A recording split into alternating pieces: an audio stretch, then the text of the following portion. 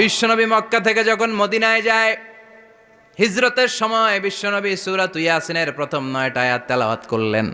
তেলাওয়াত করে আল্লাহর নাম নিয়ে ঘর থেকে বের হলেন। আশেপাশে কাফেররা ঘুরে কিন্তু বিশ্বনবীরে দেখে না, সবাই খেলে এরকম এরকম করে, ডানে বায়ে হাতায় বিশ্বনবীর সামনে দিয়ে যায়, কিন্তু কাফেরদের চোখ অন্ধ করে দিয়েছে কে?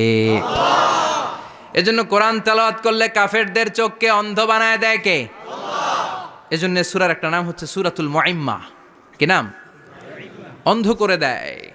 তাফসিরে কুরতুবির মুসান্নিফ ইমাম আল কুরতুবি, ওনাকে জালিম বাদশা বন্দী করেছিল। ওনার তাফসিরে এসেছে উনি শক্তিশালী লোক ছিলেন, জেলখানা ভেঙে বাঁচার জন্য দিছে দৌড়। ওনারেও ধরার জন্য জালিম বাদশার সৈনিকেরা ঘোড়া নিয়ে রওনা হয়েছে। উনিও দৌড়ায়, ঘোড়াও পেছন থেকে আসে। ওমিয়া মানুষ কি ঘোড়ার দৌড়ের সাথে পারে?